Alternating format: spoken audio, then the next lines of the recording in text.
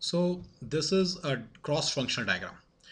Uh, Cross-functional diagram is a type of diagram that you will see. It's called as cross-functional in the Microsoft Visio. We have opened it in Microsoft Visio, okay? And you make these kind of diagrams in Visio. There is a type called as cross-functional or diagrams in Microsoft Visio. So if you just make a search in Microsoft Visio for cross-functional, the stencil will come. This is called a stencil. This will come for the cross-functional diagram, and I'm going to teach you how to make this, as well as I'm going to teach you basics of the flow. Okay, just the basics. You cannot go too wrong. This is for, if the code is submitted externally. This is for a certain project which one of my consultant did for a project for some client. I've just put Mercer here as a client name, but that is not the client name though. Okay, so customer start need identified. Customer, when his need is identified, next step is the reseller opportunity created from PRM. Reseller creates an opportunity in PRM. Opportunity entered in SQL database. The next step is code requested by the customer. Then the next step in the process is code is created from PRM by the reseller. We cannot do too wrong. Basically, if reseller is the doer or an actor, then his step is written right in front of it. That is the way this functional diagram is made. You must be thinking it's a very complex diagram. From a flowchart perspective, from a flow perspective, I think you don't really need too much. If you just follow it, alternate start, if it says code created from PRM. Once the code is created, the code is entered in this. First the opportunity is entered, then the code is entered. Then once the code is entered, then the next step is submitted for Mercer approval by within Siebel. Siebel, once a code is entered into Siebel, Siebel automatically submits it to someone for Mercer approval. Then if sales rep can review for accuracy, if no, then send approval notification. You can see the entire flow. You can keep on going through it. Then you will realize that it simply just makes a lot of sense. Okay, I'm just showing you the entire flow. You can take screenshots of various areas and then study it together. Just put the information together. Okay.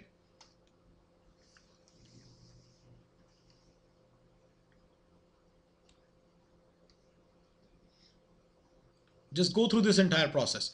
It should make sense to you. It's basically for quotes. It's a critical process of any kind of sales process. Once the code is submitted, then it goes through approval process. Let's say the code is for some item which is less than $50,000. Okay. Then it is automatically approved.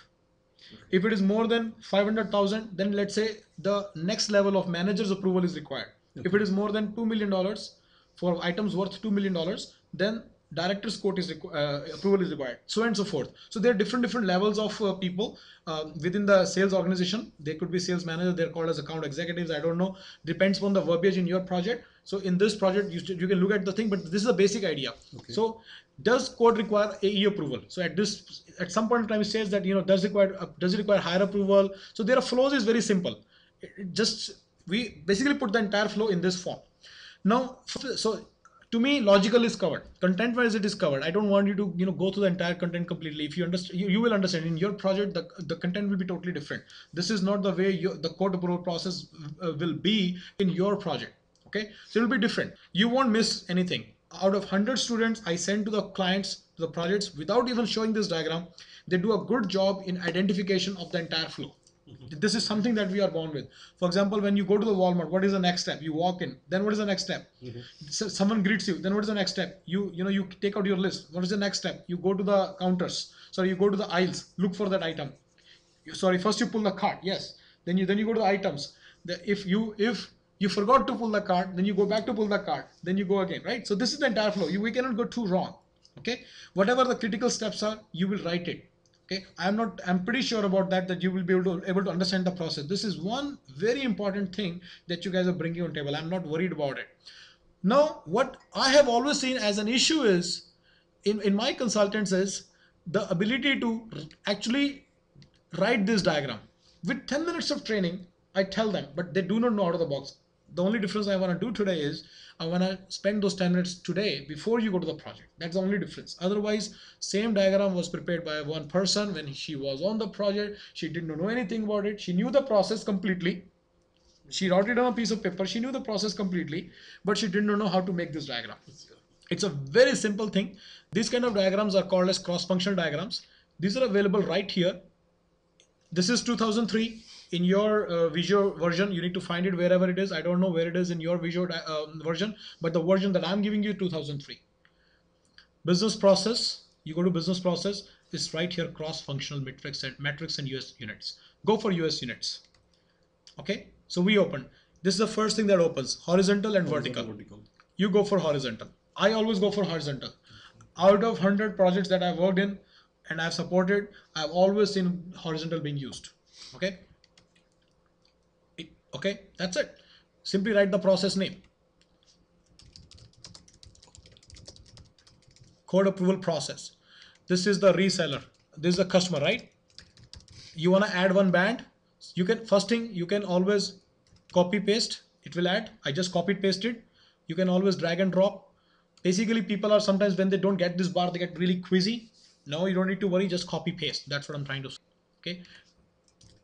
Reseller, just highlight and start writing. How many roles are there? The interesting point is I will teach you some small things that my consultants face a lot. One is this basic flowchart shapes, this box. If you don't know where to get this box from, you can always copy it from any of the other Visio diagrams. Same for bands. If you don't know how to make the first band, just make a copy of an existing diagram, remove everything, remove everything, just keep this thing. Then you can keep on copying, pasting. Okay. So this is box. Two things. One is to change the color. Okay, I always prefer some other color. I will select everything rather than just the box because I like some other color. Right click, format, fill. I don't like the shades and all. So you need to, I remove all the color. Make it white. Pattern, make it none. Okay. Transparency is now 100%. Shadow, I don't want any shadow.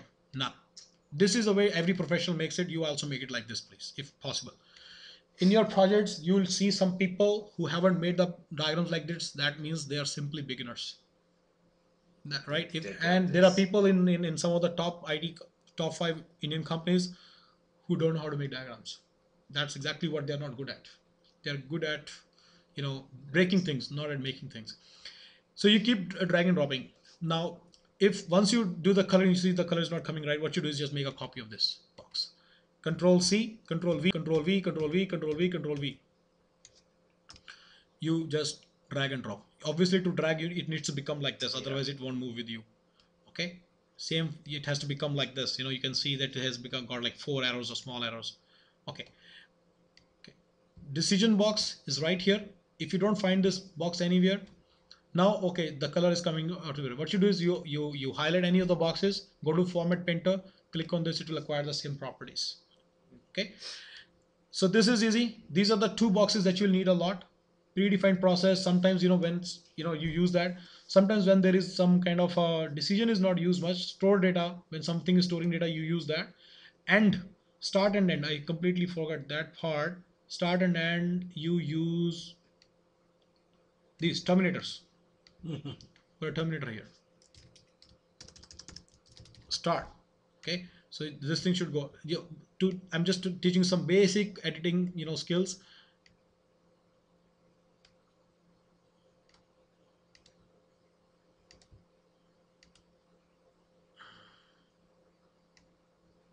Goes here. Okay. Now interesting thing is how to make the connection between these. Okay. This is the pointer. You click here. The mode of the how cursor is changed. My suggestion is you always make the boxes first, then you connect all at once. To start this, you see it is not red. Now it become red. That means it is now connected. Right click. So right click. Just a minute. It is now red. Right click. Give 1 second. Right click and then just leave it. When it becomes red, it is showing as an arrow. Just keep doing that.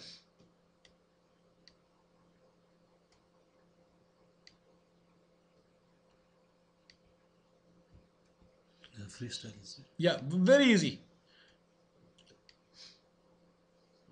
No, yes. To write on the line. Okay, now you need to go back to the normal mode. So I just clicked on it and it became normal. Okay, highlight the line. No. Highlight the line. Yes. I recently saw a diagram prepared by one of the top 5 Indian company, and he did not know how to write yes and no on this line. So you can imagine where you stand. You stand much better than them, right? Other small thing is that I always think has been useful is you highlight this, you see this yellow thing, Yeah. catch it from here and put it here. It becomes close to arrow, the start of the arrow. Yellow thing, catch it and put it here. This is one thing that I always find useful. Anything can be written on the arrow, but typically it is not used by the business process documents, but still you can write anything. Okay. To write on the inside the block, just start typing, highlight the blocks, right? To this is pretty much the way to this thing. Okay, other small things is which I've always found useful. Sometimes we run out I just use this thing a lot. See this thing. Okay, just look at this. The entire diagram is made smaller in the same proportion. Okay, other thing is I always prefer this to be like, everything should be aligned, everything, all the boxes should be approximately same size. So basically they should be same size. And just to highlight this format printer, this will help you in getting started with any kind of diagram. Okay, this Visio exercise is one more thing from my experience that I think is very useful. This will not print right. So The out of the box in my version that I'm giving you guys, these lines come too heavy, too like thick in the printout. Do this thing, Control Z, come to this format line, the weight, choose the lesser weight like this 0 1. Perfect, done. Now it will print very nicely. One weight is usually good. Other thing is, font and all, you can always do it, right? These things you can use, right? I know that this highlighting, whatever you need to make colorful. Other important thing is, you know all this, but I want to teach you the basic page print preview. Okay, you do the print preview. This is how it will print. exactly. Okay, so if it is going out of this printout and all that stuff, you need to adjust it accordingly. Remember, I taught you how to collapse everything, make it smaller. Let's say it's going out, just make everything smaller. Other Collapse thing that is I have learned in my experience is less than 8 point in my version that I'm giving you again. Microsoft Visio versions are all different from each other. If it is less than 8, this start will be illegible, not readable once it prints out. You don't want to create anything which makes no sense at all when it's printed. Okay, so because users they print first. Anything, I'm sure you know all these basics, these all this thing, right? um okay,